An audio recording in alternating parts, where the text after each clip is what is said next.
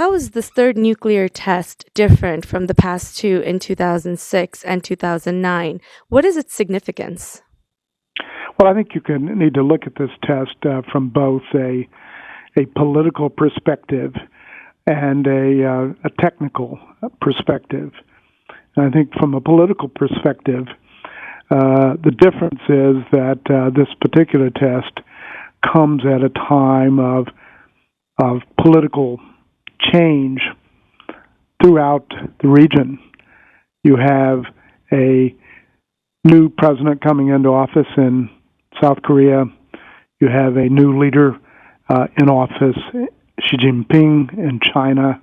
You have the new North Korean leader, and you have President Obama just beginning his second term in office. And in fact, the test comes about 10 days before the Korean inauguration and just the day before the State of the Union addressing the United States. So, as a political statement, this comes at a time of unusual flux, and at a time when it was bound to gain a lot of international attention.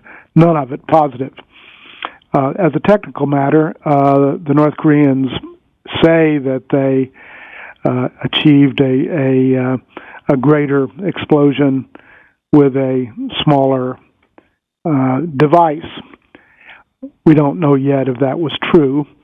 We don't know yet whether the material used was plutonium, as was used in the previous two tests, or whether this time they used enriched uranium as the fuel.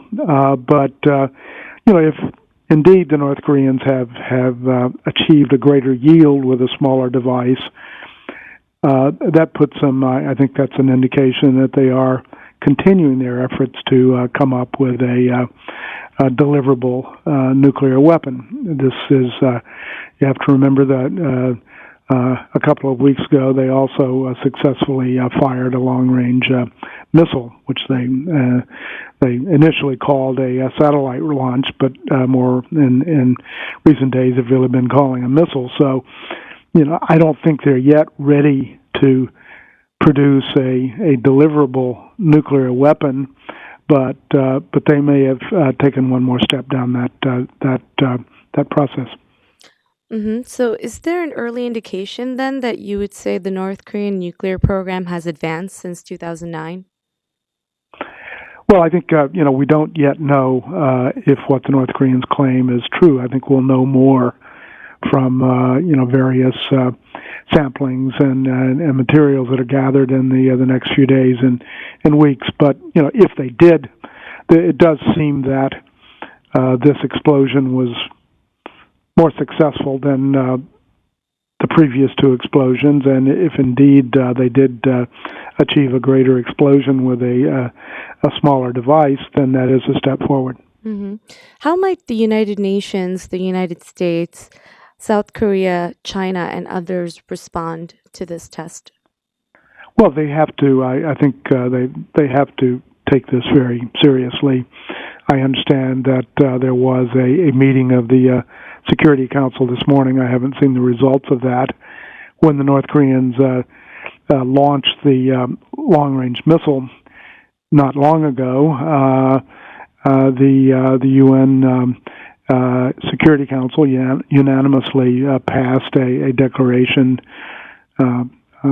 denouncing that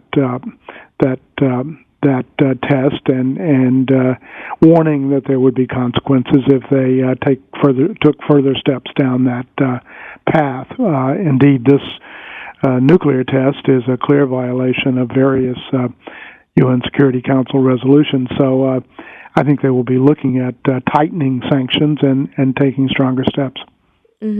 Ambassador, do you have any final thoughts? Well, I think this is very unfortunate for North Korea, first and foremost. There was some hope when this new leader came into office that perhaps he was going to put more emphasis on economic reform, on economic development, on measures that would benefit the North Korean people. It doesn't appear that he is taking that positive path. In fact, he's taking a path that will just lead to more isolation and potentially more suffering for the North Korean people. So this is this is obviously an unfortunate development for regional security, but also a very unfortunate development for North Korea.